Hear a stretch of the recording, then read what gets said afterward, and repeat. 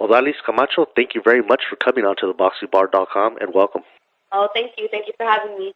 And let's get to know you a little bit, ODALYS. Where were you born and raised? I was born in Ridley, California, and I have been raised in Bakersfield. What was it like growing up there in the Bakersfield area? And what were you like as a kid growing up?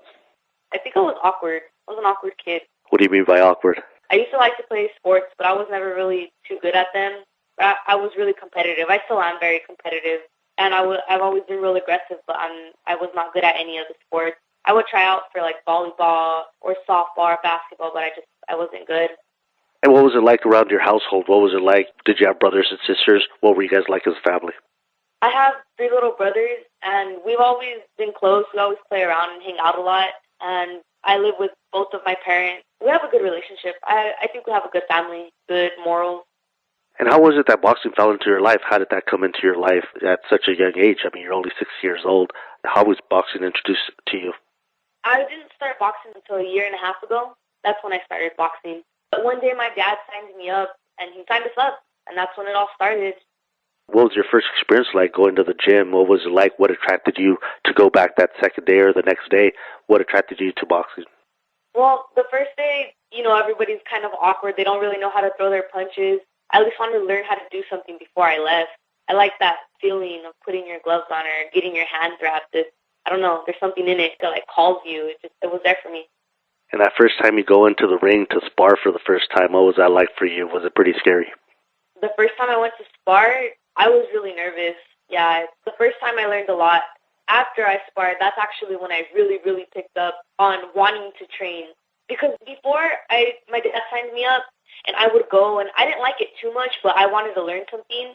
But there was a point at the beginning of my boxing career when I thought I was going to quit. But then after I started sparring and I started getting more into it, I realized I wanted to keep going.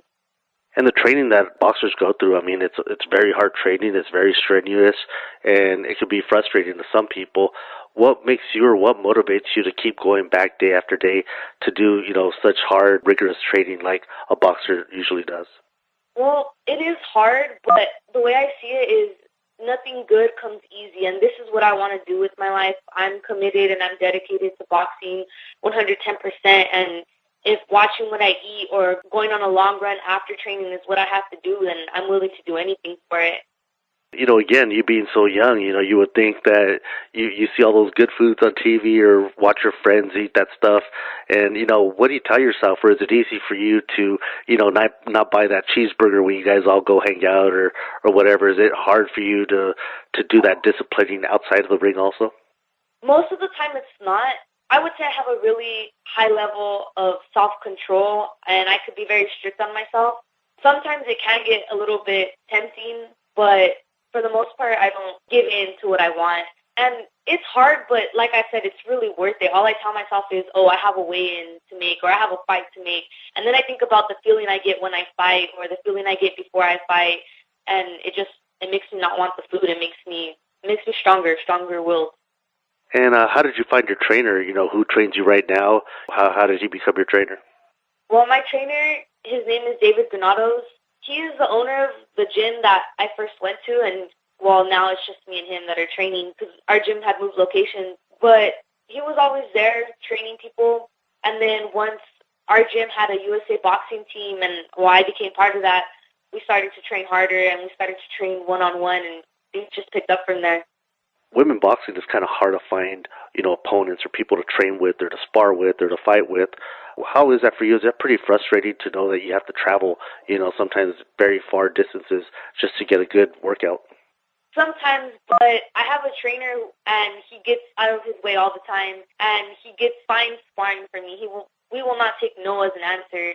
He's always on the lookout. He gets me sparring, so it's like a hassle having to go everywhere, but it's worth it, and my trainer makes that possible. How many amateur fights do you have in so far? I mean, how much experience do you have? Because I know a lot of people usually first thing they ask is how many fights you got. How many do you got under your belt? I have 24 amateur fights in 1 year. And only having been in the sport for about a year, going into a career like this, into becoming a boxer, what are your goals or your overall goals in a career like this? Well, I think it's actually good that I started young because I know my goals and I know what I'm willing to do to accomplish them. My goals, I want to go to the Olympics 2016, and I want to be a gold medalist. And after that happens, if my endorsements go good, I think I'm going to try again for the next Olympics to come. And after that, I want to be a world champion. I want to accomplish a lot of things in women's boxing. And after I accomplish those goals, like being an Olympian and being a world champion, and I am the face of women's boxing, I'm going to help women's boxing in any way that I can. If it has to be in sparring or fights or doing something like the beautiful brawlers, I'm going to do it because I think that's what I would owe to the sport. I was actually even thinking of asking Blanca Gutierrez to help me with that. She does amazing things with females, and I think I wouldn't want to do it with anyone else.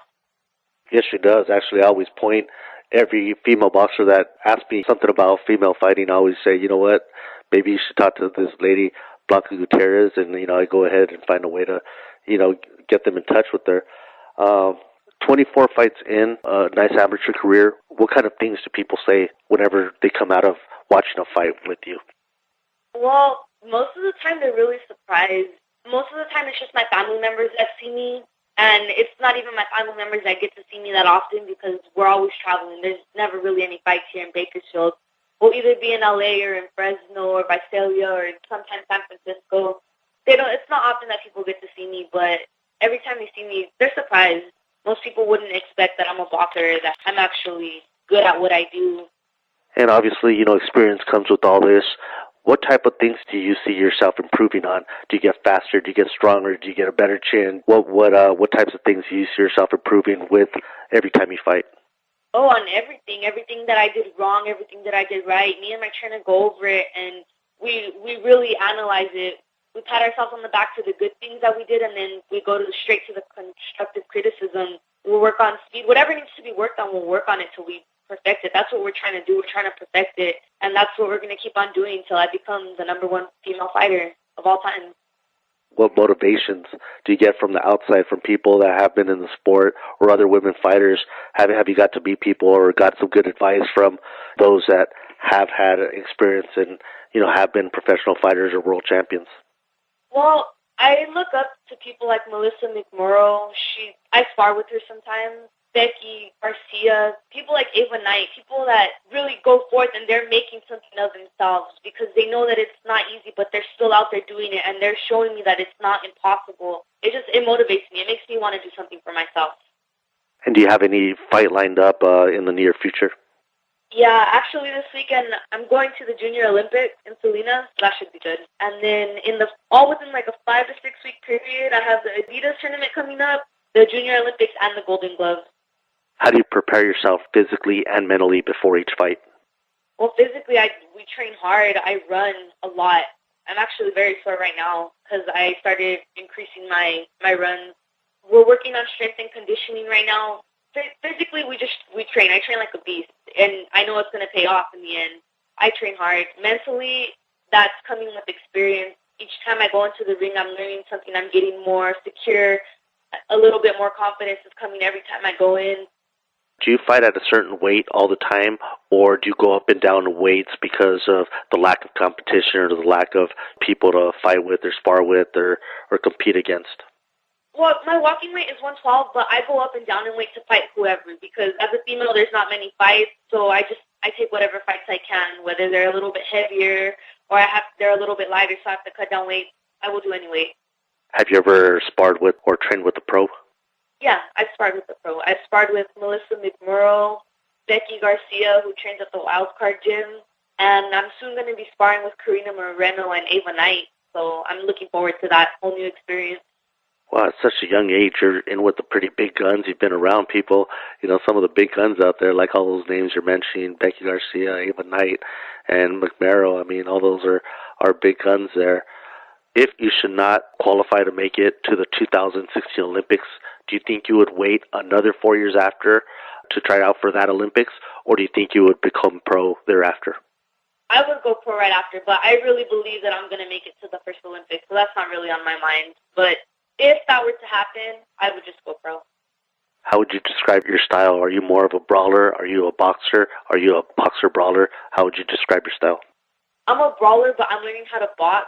So right now I'm a boxer-brawler, but I'm learning to adapt to every fight that I go into. So I'm not just classified as one thing. I'm flexible. I'm learning how to be everything. But I'm working on perfecting one thing before I go after the other. And go ahead and send out a shout out to all the people that might be listening to this, all your fans, all your family. What would you want to say to them right now? Well, there's a lot of people I'm thankful for. The WBO champ, Melissa McMurrow, thank you so much for all the sparring. I've really learned a lot from you. Same thing with Becky Garcia. You guys have both helped me out so much. And Blanca Gutierrez, the owner of Babyface Boxing, you have gone out of your way to get me sparring, and what you do with females I really think is incredible, so keep doing it, and I hope we could do business sometime in the future, and I could help you with what you're doing. And Freddie Roach for always letting us spar at his gym. It's really cool. And ODALYS, thank you very much for coming on to theboxingbar.com, and I'm glad to know that there's female fighters out there, whether they be young or old, but coming into the sport and trying to make a difference and having the motivation that you got. I mean, it means a lot to not just me, but to the sport, to women's boxing. And hopefully down the line, we all get to hear a little bit more about you, and we get to see the results of what you're going to accomplish down in the future. Thank you very much for coming on to theboxingbar.com. Thank you.